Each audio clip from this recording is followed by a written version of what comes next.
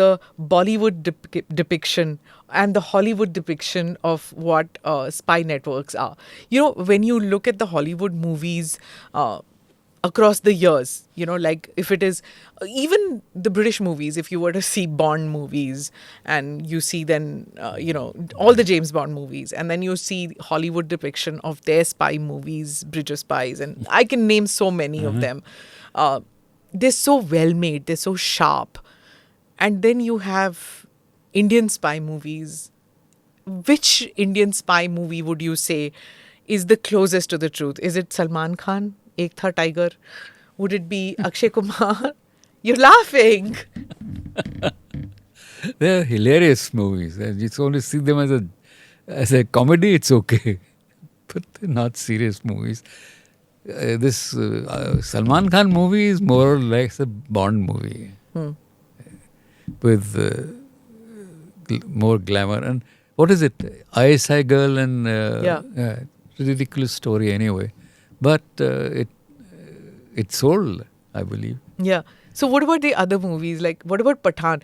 Of all the R&AW people that I have seen in my life, I've never seen anybody who looks like John Abraham or Shah Rukh Khan. So do you have people in your organization who look like Shah Rukh, Salman? No. Akshay? No. I mean, you might have a tall, good-looking fellow, but whether he's physically fit that way, I don't know. Would an R&AW officer be romantically involved with an ISI officer? He'll be shot if he does that. Shot by who? By the ISI or by this guy? It depends. If you but do not say it. If shot by who? No.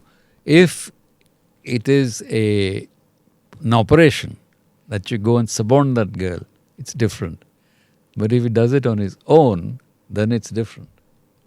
So, do you know of, of course, there's that, that movie of Alia Bhatt. That is based on real life. That is... RAW-ISI. Where she was sent across, she got married and settled. There are instances when it's happened. Their marriages do take place like this, but she lives in a general's house.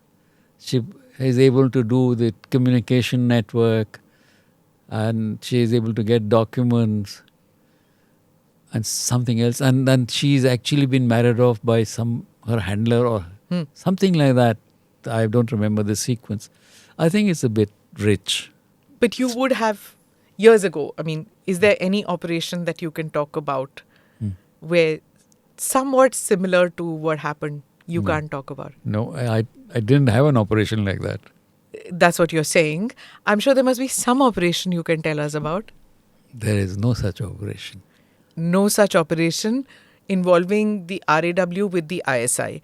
But is there any operation where you've sent somebody on a mission and it's been successful? Of course. Across the border? And he's come back alive with information? Yes. And was that information acted upon? I don't know. And is there any... My job is to collect information and give it. My job is not to know whether they're going to act on it or not. But you can deduce from events whether it has been acted upon or not. And sometimes you can make out that, yes, there has been a change in policy, change in direction, or change in tactics. But you can never boast about it, you can never talk about it. Never. Your successes and your failures stay with you. Failures get known, successes stay.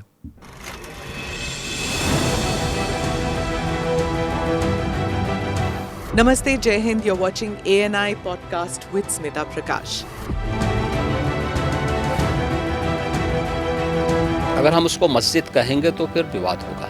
The issue is टूटा है क्या भारत? 400 पार का मतलब ये है कि संविधान खतरे में है. क्या हम लोग ये निर्देश देते हैं कि फला को गिरफ्तार करके जेल डाल दें? वही तो कह रहे हैं सब. ये बेबुनियाद निराधार आरोप. सच्चा सुनना चाहो देखो स्मिता प्रकाश ANI.